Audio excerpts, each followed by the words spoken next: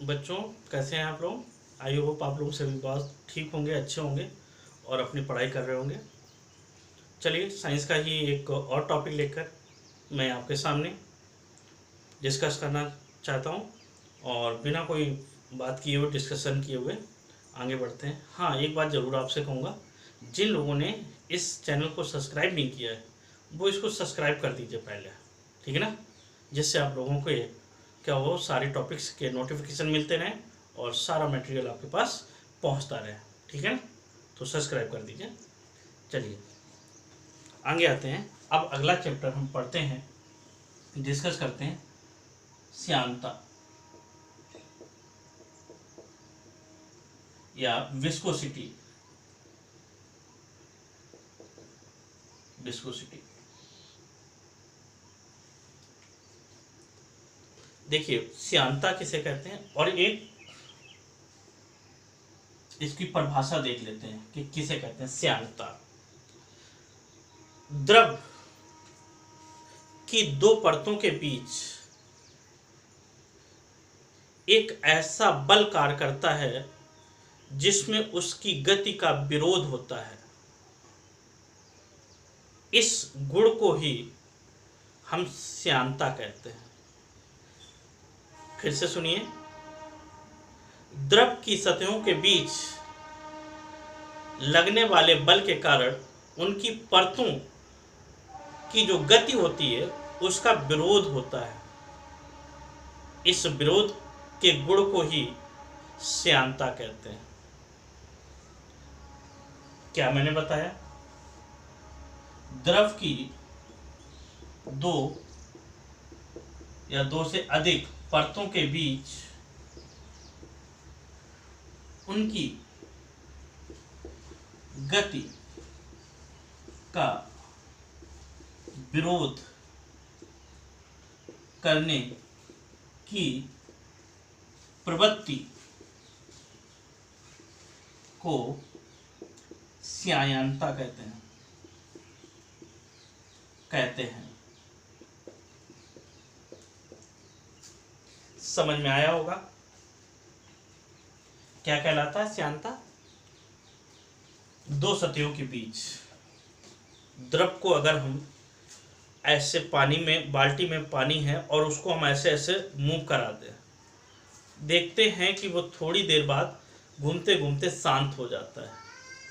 क्यों शांत हो जाता है? इसका कारण यही है श्यानता। ये गुण है श्यानता की वजह से कि दो परतें जो मूव कर रही हैं उनके बीच, आपस में अणुओं के बीच एक बल काम करता है, जिस बल को हमने पिछली क्लास में पढ़ा है, जिसे कहते हैं ससंजक बल। यानी अणुओं या पदार्थों, एक ही पदार्थ के अणुओं के बीच जो बल लगता है वो ससंजक बल होता है। ये बल क्या काम करता है? उसकी गति का विरोध करता है और इस बल को ही श्यान बल कहते हैं। अगर आपसे दूसरा पूछा जाए श्यान बल किसे कहते हैं, क्या? श्यान बल, ये भी पूछा जा सकता है। तो इसको बताएंगे, द्रव की दो या दो से अधिक सतहों के बीच उनके अणुओं के द्वारा उनकी गति के विरोध में लगाए गए बल को ही श्यान बल कहते हैं। फिर से सुनिए, द्रव की दो या दो से अधिक सतहों के अणुओं के द्वारा उनकी परतों के बीच होने वाली गति का विरोध करने वाला जो बल होता है उस बल को श्यान बल कहते हैं। शायद समझ में आ गया होगा। देखिए, श्यान बल किस में ज्यादा होता है, किस में कम होता है? जो चीज ज्यादा गाढ़ी होती है उसकी परतों के बीच श्यान बल का मान या श्यानता का मान अधिक होता है, विस्कोसिटी का मान अधिक होता है। और जो द्रव जितना पतला होता है श्यानता का मान उतना ही कम होता है। दो बर्तन हैं, एक बर्तन में जल है, पानी है, दूसरे में शहद है। दोनों को आप समान स्पीड से घुमाइए, मोशन करिए, गति दीजिए उसमें, तो आप देखेंगे क्या है कि जो द्रव जल वाला भाग है वो काफ़ी देर तक घूमता रहता है, और वहीं शहद या कोई गाढ़ा द्रव है वो जल्दी रुक जाता है, उसमें गति कम हो जाती है। इसका ये मतलब है सीधा सीधा अगर पूछा जाए, पतले द्रवों में श्यानता का मान कम होता है, गाढ़े द्रवों में श्यानता का मान अधिक होता है। समझ में आ गया होगा। अगली बात, एक पूछा जाता है ताप, कि श्यानता पर ताप का क्या प्रभाव पड़ता है। तो देखिए क्या होता है, अगर कोई द्रव है और द्रव का अगर हम ताप बढ़ा देते हैं, पिछली क्लास में बताया था, द्रव का अगर ताप बढ़ा दिया जाए तो उसके अणु क्या हो जाते हैं, दूर दूर हो जाते हैं। और दूर दूर क्यों हो जाते हैं, क्योंकि उनके मध्य, अणुओं के मध्य जो बल लगे होते हैं, बॉन्ड लगे होते हैं, जो बंध होते हैं, जो एक दूसरे को बांधे रहते हैं, वो टूट जाते हैं।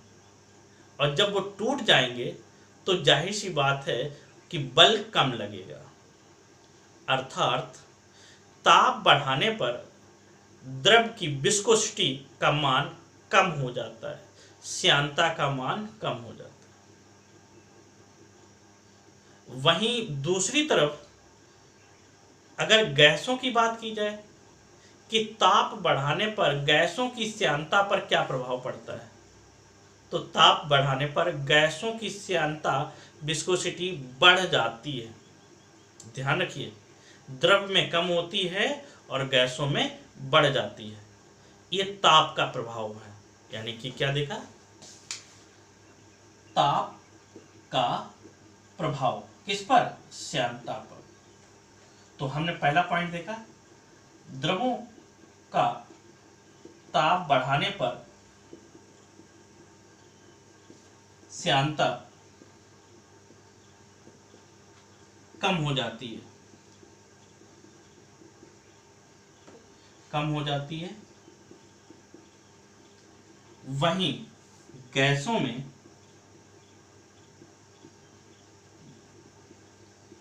ताप बढ़ने पर श्यानता कम हो जाती है।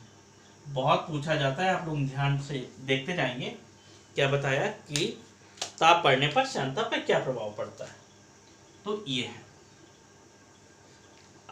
आगे बात करते हैं, एक द्रव होता है जिसको कहा जाता है आदर्श द्रव। आदर्श द्रव किसे कहते हैं, तो ऐसा द्रव जिसके अणुओं के मध्य लगने वाला जो विरोध बल होता है वो नगण्य हो या ना हो। दूसरे शब्दों में कहें, ऐसा द्रव जिसका श्यानता का मान शून्य होता है, आदर्श द्रव कहलाता है। वैसे आदर्श द्रव कोई होता नहीं, ये सिर्फ कल्पना है, लेकिन आदर्श द्रव, आइडियल वाटर किसे कहते हैं, ऐसा द्रव जिसमें श्यानता का मान शून्य होता है। अर्थात ऐसा द्रव जिसको एक बार अगर हम मोशन दे दें, गति दे दें, और वो आदि काल तक उसी स्पीड से गति करता रहे, तो ऐसे द्रव को ही आदर्श द्रव कहते हैं। तो आपको ध्यान रखना है, क्या, आदर्श द्रव पूछा जाता है कभी कभी, आदर्श द्रव किसे कहते हैं, ऐसा द्रव जिसमें श्यानता का मान कम होता है, आदर्श द्रव कहलाता है। आप इसको पूरी तरीके से ध्यान रखते रहेंगे। अगला देखते हैं, सीमांत वेग। एक इसी से जुड़ा हुआ शब्दावली है, सीमांत वेग पूछा जाता है किसे कहते हैं, सीमांत वेग। देखिए क्या होता है, सीमांत वेग किसे कहते हैं, परिभाषाएं पूछी जाती हैं, ध्यान रखिए आप लोग। जब किसी वस्तु को, ये मान लिया कोई वस्तु है, किसी द्रव में गिराई जाती है, ये वस्तु क्या हो, किसी द्रव में गिराई जाती हो, तो प्रारंभ में इसका वेग अधिक होता है, लेकिन कुछ समय बाद इसका वेग एक नियत हो जाता है, एक निश्चित हो जाता है, जिस वेग से ये वस्तु नीचे जाती जाती है। जब वस्तु का वेग निश्चित हो जाता है या नियत हो जाता है, उस वेग को ही सीमांत वेग कहते हैं। समझ में आया क्या मैंने बताया? सीमांत वेग, क्योंकि इस पे जुड़े क्वेश्चन होंगे, अभी मैं डिस्कस करता हूं। पहले आप परिभाषा समझिए। जब किसी वस्तु को किसी द्रव में गिराया जाता है तो प्रारंभिक अवस्था में उस वस्तु का वेग अधिक होता है, लेकिन कुछ समय बाद उस वस्तु का वेग जो है एक नियत हो जाता है, नियत वेग से नीचे जाती है। उस नियत या निश्चित वेग को ही सीमांत वेग कहते हैं। ठीक है ना? अब देखिए क्वेश्चन क्या बनता है। क्वेश्चन बनता है, पूछ दिया जाता है, यदि किसी वस्तु की त्रिज्या बढ़ा दी जाए तो उस वस्तु का सीमांत वेग बढ़ेगा, घटेगा, अपरिवर्तित रहेगा, इनमें से कोई नहीं। तो देखिए क्या होता है कि सीमांत वेग जो होता है वो वस्तु की त्रिज्या के समानुपाती होता है। यानी कि अगर वस्तु की त्रिज्या बढ़ाई जाएगी तो उसका सीमांत वेग भी बढ़ेगा, और यदि वस्तु की त्रिज्या कम की जाएगी तो उसका सीमांत वेग भी कम हो जाएगा। अर्थात भारी चीज या बड़ी चीज जो होगी उसका सीमांत वेग ज्यादा होगा। जब द्रव में उसको डालेंगे तो वो तेजी के साथ नीचे जाएगी, और वहीं छोटी या हल्की वस्तु है, जब उसको द्रव में डालेंगे तो उसका जो वेग होगा वो उसकी अपेक्षा कम होगा। ठीक है? यानी कि पूछा जाता है कि सीमांत वेग पर त्रिज्या का क्या प्रभाव पड़ता है। यानी कि त्रिज्या, ऐसे लिख लीजिए, त्रिज्या और ये जो होता है ये सीमांत वेग एक दूसरे के कैसे होते हैं? प्रोपोर्शनल होते हैं। यानी त्रिज्या बढ़ी तो सीमांत वेग भी बढ़ेगा, और त्रिज्या कम हुई तो सीमांत वेग भी कम हो जाएगा। ध्यान रखिए। ये क्वेश्चन पूछा जाता है, पैराशूट किस सिद्धांत पर काम करता है? जो पैराशूट होते हैं वो किस सिद्धांत पर काम करते हैं? तो आपको आंसर लगाना होगा सीमांत वेग के सिद्धांत पर काम करता है। किस सिद्धांत पर? सीमांत वेग के सिद्धांत पर पैराशूट काम करता है। ठीक है ना? तो ये चीज इतना ध्यान रखेंगे। सीमांत वेग आई थिंक आपको क्लियर हो गया होगा। सीमांत वेग किसे कहते हैं? जब कोई वस्तु किसी द्रव में डुबोई जाती है तो प्रारंभिक अवस्था में उसका वेग नियत रहता है, उसके तेज रहता है, उसके बाद वेग उसका नियत हो जाता है, तो इसको सीमांत वेग कहते हैं। और ये डिपेंड करता है किस पे? त्रिज्या पर। त्रिज्या ज्यादा तो सीमांत वेग ज्यादा, त्रिज्या कम तो सीमांत वेग कम। ठीक है? ओके, चलिए इसी से एक जुड़ी अन्य परिभाषा है। पूछा जाता है, धारा रेखीय प्रभाव किसे कहते हैं? धारा रेखीय प्रवाह, धारा रेखीय प्रवाह, जैसा कि शब्द में ही है, इसकी परिभाषा छुपी हुई है। जब कोई द्रव इस तरह से बहता है, जब कोई द्रव इस तरह से बहता है कि उस द्रव के प्रत्येक अणु एक ही बिंदु से होकर गुजरते हैं, तो द्रवों के ऐसे प्रवाह को धारा रेखीय प्रवाह बोला जाता है। फिर से सुनिए, जब किसी द्रव के अणु किसी एक ही बिंदु से होकर बहते हैं तो उसे धारा रेखीय प्रवाह कहते हैं। क्या बताया? जब किसी द्रव के अणु एक ही बिंदु से होकर गुजरते हैं या प्रवाहित होते हैं, तो इसे धारा रेखीय प्रवाह कहते हैं। क्या कहते हैं? धारा रेखीय प्रवाह कहते हैं। ठीक है? लेकिन एक स्थिति ऐसी भी आ जाती है जब द्रव सीधी रेखा में नहीं चलता है, वो इधर भी भागने लगता है, उधर भी भागने लगता है। वो स्थिति कब आती है? जब द्रव का वेग बढ़ जाता है, प्रवाह का वेग बढ़ जाता है। तो यहाँ पे एक सीमा बना दी गई कि किस वेग तक द्रव के अणु एक सीधी रेखा में चलते हैं और किस वेग के बाद द्रव के अणु सीधी रेखा में न चल के इधर उधर जिग-जैग में चलने लगते हैं। तो ऐसी जो सीमा बनाई गई है उसको कहा गया क्रांतिक वेग। क्या कहा गया? क्रांतिक वेग। पूछा जाता है क्रांतिक वेग किसे कहते हैं? तो सुनिए फिर से, किसे कहते हैं? जब कोई द्रव एक सीधी रेखा में बहता है या प्रवाहित होता है तो वह अधिकतम वेग जब तक वो सीधी रेखा में बहता रहता है तथा जिसके ऊपर वेग होने पर वो सीधी रेखा को तोड़ देता है वह वेग क्रांतिक वेग कहलाता है। एक बार फिर से देखें, द्रव का वह वेग जब द्रव के अणु एक ही बिंदु से होकर ना गुजरें, इधर उधर गति करने लगे तो द्रव के ऐसे वेग को ही क्रांतिक वेग कहते हैं। समझ में आया होगा? देख लीजिए क्या है, यहां लिख देते हैं।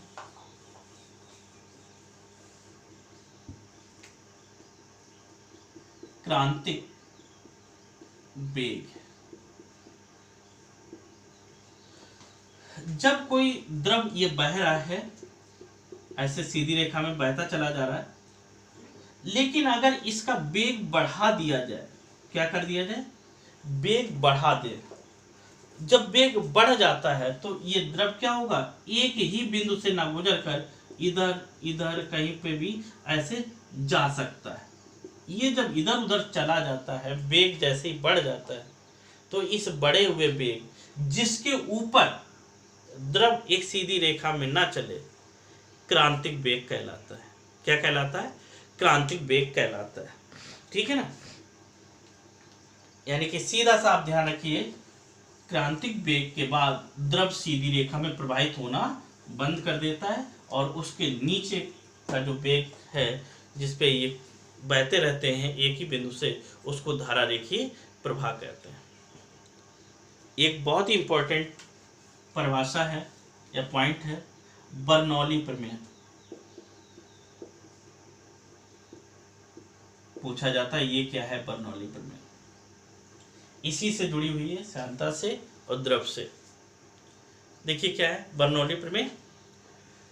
जब कोई द्रव किसी पाइप में प्रवाहित होता है, किसी नली में प्रवाहित होता है,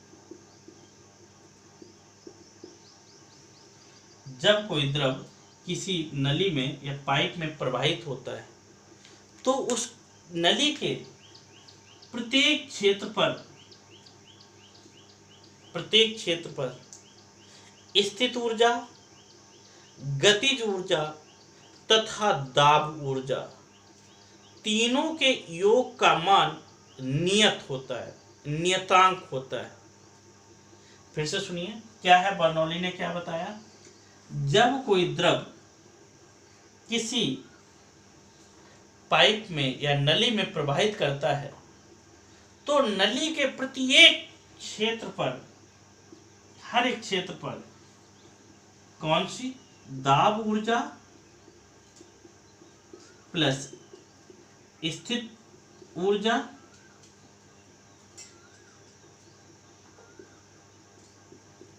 तथा गतिज ऊर्जा, इन तीनों का मान क्या होता है? नियत होता है। नियत होता है, ध्यान रखिएगा। यह है बर्नौली प्रमेय।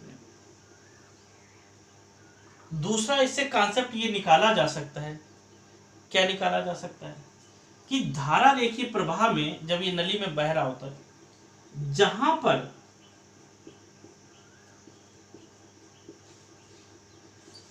वेग अधिक होगा वहां दाब कम होगा। इस पॉइंट पर आप विशेष ध्यान दें, थोड़ा जोर दें और इससे समझें कैसे। कह रहा जहां पर वेग अधिक होगा वहां पर दाब कम होगा। इसको आप ऐसे समझने की कोशिश करें, जैसे यहां पे ये पहले तो ये फार्मूला याद रखें। क्या फार्मूला है? दाब ऊर्जा प्लस स्थित ऊर्जा प्लस गति ऊर्जा बराबर नियत। जैसे मान लिया कि वेग माने गति ऊर्जा, जैसे 3 + 4 + 2 ये कितना हुआ है? 9 हो गया। 4 3 7 2 9। ये मान लेते हैं दाब का मान है, ये गति का मान है और ये स्थिति ऊर्जा का मान है। समझ लीजिए। और इन तीनों का योग हमेशा नियत रहता है, 9 ही रहना है।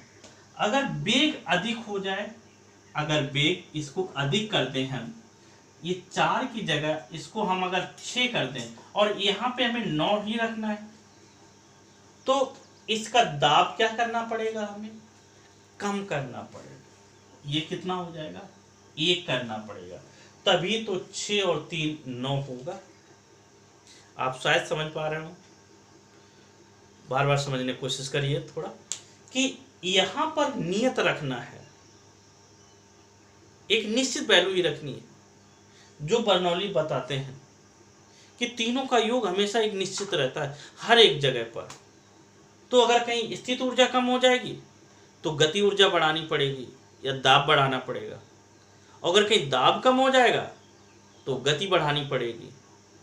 यानी कि तीनों अगर एक बढ़ाएंगे तो दूसरा घटाना पड़ेगा, दूसरा घटाएंगे तो अगला बढ़ाना पड़ेगा। ये बताया बर्नौली ने। तो इसी से ये परिभाषा बनी है, ये कॉन्सेप्ट निकल के आया, जहां पर द्रव का वेग अधिक होगा वहां पर दाब कैसा होगा? कम होगा। और इसी से संबंधित एक क्वेश्चन पूछ लिया जाता है। क्वेश्चन पूछ लिया जाता है, एक क्या कई क्वेश्चन पूछ लिया जाता है। क्वेश्चन पूछ लिया जाता है, देखिए ध्यान से सुनिए। आंधी आने पर घरों के छप्पर या टीन जो होती है वो ऊपर की तरफ पलट जाती है, नीचे नहीं पलटती, ऊपर की तरफ उड़ जाती है। क्यों? यही कॉन्सेप्ट है। क्या बर्नौली फिल्में ही लग रही। जब किसी छप्पर या टीन जो रखी होती है और तेज गति से आंधी आती है तो क्या होता है कि जब वायु में गति होती है तो गति ज्यादा होती है, और जब गति ज्यादा होती है वायु में तो वहां पे दाब क्या होगा? दाब क्या होगा? कम होगा। यानी कि ऊपर जो हवा तेज चल रही होती है, गति ज्यादा होता है, तो वहां पे वायु दाब कम होता है। और छप्पर के नीचे वायु दाब तो वो पहले से जो बना हुआ है वही है। और जब जैसे ही वायु दाब ऊपर कम, छप्पर या टीन के ऊपर वायु दाब कम और नीचे ज्यादा, तो ये छप्पर या टीन क्या करते हैं? कम वायु दाब के कारण ऊपर उठ जाते हैं। कभी नीचे दबते हुए नहीं देखा होगा, खासकर क्या होते हैं? ऊपर उड़ जाते हैं, उठ जाते हैं। तो वहां क्यों? क्योंकि वायु का वेग अधिक होता है। क्वेश्चन अगला पूछ देता है क्या, कि जब कोई व्यक्ति प्लेटफॉर्म पर ट्रैक के पास में खड़ा होता है, ट्रेन के पास में खड़ा होता है, और ट्रेन जब तेज गति से आती है तो उसे अपनी तरफ खींच लेती है। क्यों? किस सिद्धांत के कारण ऐसा होता है? तो यहाँ पे भी बर्नौली प्रमेय ही काम करती है। यही है कि ट्रेन में गति होती है, यानी गतिज ऊर्जा ज़्यादा होती है ट्रैक पे, और ट्रैक पर जब गतिज ऊर्जा ज़्यादा है तो दाब ऊर्जा वहाँ पे क्या होगी? कम होगी। या दाब जब कम होता है और जहाँ पे व्यक्ति खड़ा हुआ है वहाँ पे दाब अधिक है, तो हवाएं क्या करेंगी? अधिक दाब से कम दाब की ओर चलने लगेंगी। तो उन हवाएं क्या करेंगी? प्लेटफॉर्म से ट्रैक की ओर या ट्रेन की ओर जाएंगी। तो उन्हीं हवाओं के प्रभाव में आके मनुष्य भी खिंच जाता है ट्रेन की तरफ या ट्रैक की तरफ खिंच जाता है। तो ध्यान दीजिए कि प्लेटफॉर्म पे खड़ा व्यक्ति ट्रेन के गुजरने पर ट्रेन की तरफ झुक जाता है या खिंच जाता है, तो कौन सी प्रमेय काम आती है या किस सिद्धांत पर काम होता है? तो यहाँ पे भी बर्नौली बताएंगे। क्यों? क्योंकि बताया गया है कि जब कोई एक समान गति से बहते हैं तो उनकी दाब ऊर्जा, गति ऊर्जा और स्थित ऊर्जा तीनों का मान क्या होता है? नियत होता है। ऐसे ही एक क्वेश्चन और पूछा जाता है, ध्यान से सुनिए। जब समुद्र में दो नाव एक दूसरे से पास पास में चलती हैं तो वो आपस में टकरा जाती हैं, क्यों? आपस में टकरा जाती हैं तो इसका भी यही कारण होती है। देखिए, दोनों नाव में क्या है? गति है, और जब गति है तो वहां पे वायुदाब क्या होगा? कम होगा, और इधर उधर वायुदाब अधिक होगा। तो अधिक वायुदाब से वायु या पवनें क्या करेंगी? निम्न वायुदाब की ओर आने की कोशिश करेंगी, और वो क्या करेंगी? उनके बीच में जो भी बोट आएगी या जो भी कुछ है तो वो उनको भी उसी तरफ धकेलेंगी। तो हवाएं क्या करती हैं? एक दूसरे को धकेल देती हैं पास की तरफ, तो बोटें वो क्या होती हैं? आपस में टकरा जाती हैं।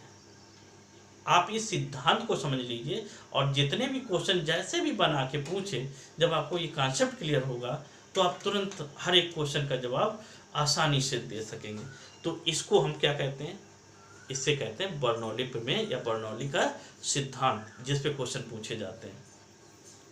अब जब हमने द्रव की बात, चलिए देखते हैं कि एक दो और पॉइंट। जैसे द्रवों की अगर हमने बात की है तो क्वेश्चन ये भी पूछा जाता है कि द्रवों की गति को किससे मापते हैं? प्रवाह की जो गति होती है वो किससे मापते हैं? तो वो मापते हैं वेंचुरी मीटर से। याद रखिएगा, क्या? Venturi meter.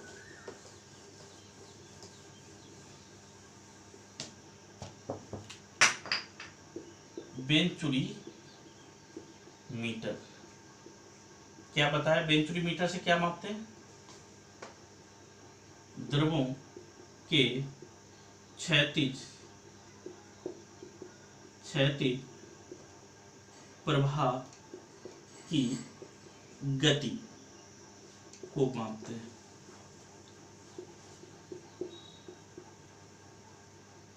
बहुत पूछा जाता है, वेंचुरी मीटर याद रखेंगे। एक और यंत्र होता है जिसको हम पिपोट नली बोलते हैं। पिपोट नली ये क्या काम करती है? पिटोट नली ये भी क्या काम करती है? ये भी द्रवों के प्रवाह की गति को क्या करती है? मापती है। ठीक है ना? तो दो चीजें याद रखें, पिटोट नली और दूसरा वेंचुरी मीटर। ये दोनों प्रवाह की गति को क्या करते हैं? मापते हैं। तो देखा आप लोगों ने श्यानता तथा उससे जुड़े हुए कुछ अन्य टॉपिक जिसके बारे में अभी हमने डिस्कस किया। क्रांतिक वेग किसे कहते हैं? सीमांत वेग किसे कहते हैं? श्यान बल क्या है? बर्नौली प्रमेय पे आधारित क्वेश्चन क्या है? वेंचुरी मीटर क्या है? पिटोट नली क्या है? इत्यादि चीज़ों को हमने इस मतलब लेक्चर में देखा, और इसी तरीके से धीरे धीरे हम लोग आगे पढ़ते जाएंगे और बढ़ते जाएंगे।